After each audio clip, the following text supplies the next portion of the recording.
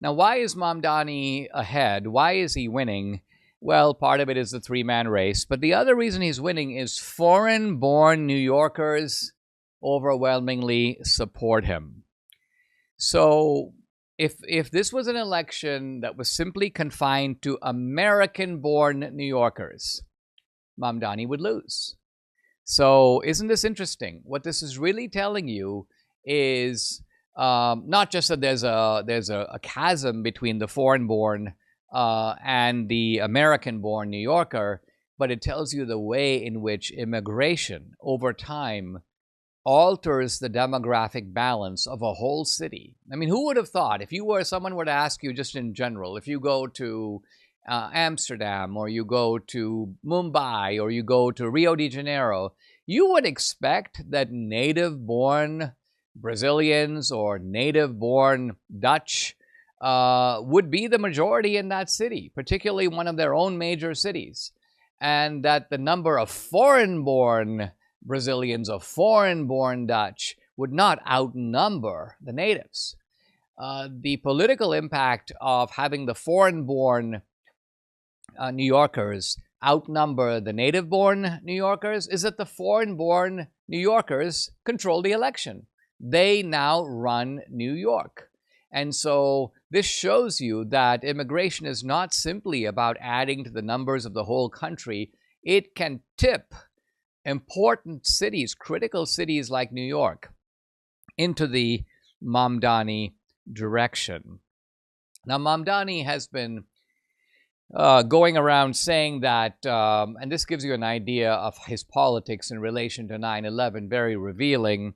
He says that my aunt, was afraid to wear her hijab after 9/11 because of Islamophobia. So this is how he sees it. The real problem with 9/11 is not what happened. It's the Islamophobia that came out of it. Not only that, but the real victims of 9/11 are not the 3,000 people who died, not the firefighters who suffered lasting damage and lasting injuries and lasting illnesses. The real victim of 9/11 was his aunt, who was afraid to wear her hijab on the subway. Now, some people have dug into this and actually pointed out that his aunt, who at the time was not even in America, so this whole story is made up. But even if that's true, the point here is that Mamdani has this very dislocated perspective in which he does not see 9/11 through the eyes of the real victims. He sees 9/11, his aunt, according to him, it's kind of like this. It's kind of like after World War II, a bunch of Germans are going around and they go, everywhere we go in the world, we get dirty looks from Jews. We are the real victims. Why? Because there's just a rising tide of Germanophobia, especially on the part of these Jews. Well, wait a minute. What did you do to the Jews that makes them give you dirty looks? And you did it. The Germans did it. So this isn't Germanophobia. This is actually a very well-grounded suspicion of Germans, given what the Germans have just done. And the same can be expected right after 9/11. People see, who did this? Muslims did it. Why did they do it? They did it in the name of Allah. That was their own account of why they did it. So, naturally, a certain suspicion of Muslims who do things in the name of Allah, which is to say pretty much all Muslims, is going to be a natural outgrowth of 9/11. Mamdani doesn't see it that way, and it's very telling that it's his version that is likely now to be approved by the voters of New York. A final point about Mamdani, which I get from a New York Post article out today from Asra Nomani, and this is an article which I recommend to you. Inside the Mamdani Machine, very good article, because it shows that a lot of times someone like Mamdani pops on the scene. We go, oh wow, what a spontaneous eruption of this young suave candidate. No, it turns out Mamdani was a young activist with the Democratic Socialists. He was involved with the jihadist Linda Sarsour going back now a decade or more. He has been cultivated, he has been groomed by a network Zohran Mamdani uses the word engineered. They engineered his rise and his campaign. Who is involved? No surprise, George Soros. Here's a statement from the Soros group called the Open Society Foundation. We fund a range of civil society organizations that work to deepen civic engagement through peaceful democratic participation, counter discrimination, including against Muslims, and advance human rights. So this is the boilerplate blah, blah, blah. But the point is the Soros group has put millions of dollars into this. And it's not just Soros. It's also a bunch of other massive foundations. It's also a massive network of activist groups, CARE Action, the Islamic Circle of North America, Muslim Action Coalition, Yemeni American Merchants Association, Bangladeshi American Advocacy Group. And all these groups come together and they create media campaigns, canvassing, door-to-door voters, buzz, and they have a lot of money. They have been raising revenues. Apparently, collectively, these organizations have revenues of $24 million a year.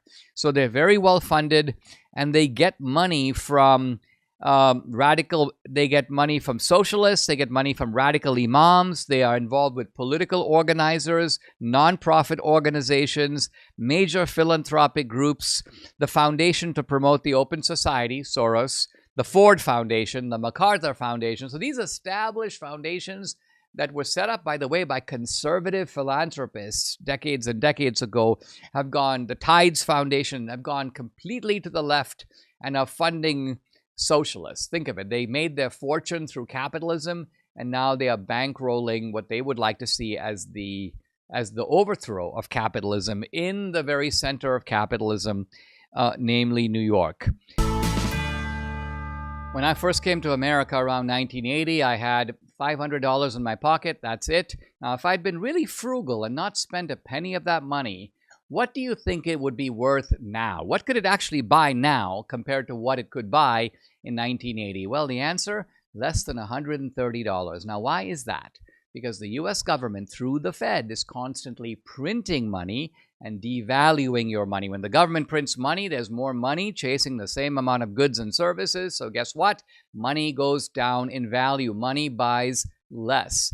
The Fed has been at it since 1913. That's why a dollar today can buy just what a few cents could buy in 1913. And the government continues to print oceans of money. It really never stops. Now, an ounce of gold reached a high of $850 in 1980. It's worth now around $3,900 an ounce. So historically, over time, we see gold has gone up and up in value. Dollars have gone down and down. And what about in the last 12 months? Gold is up over 40%. I believe now is the time to find out how you can diversify your savings with gold and silver. And this is why I've partnered with Goldco. They offer the best customer service for precious metals ownership. They are also the only gold dealer that offers a first-time gold buyer rebate of up to 10% in bonus silver on qualified purchases. There's no better offer out there, so take advantage. To learn more about how to safeguard your savings from the dollar's decline, go to dineshgold.com. Very simple, easy to remember, dineshgold.com.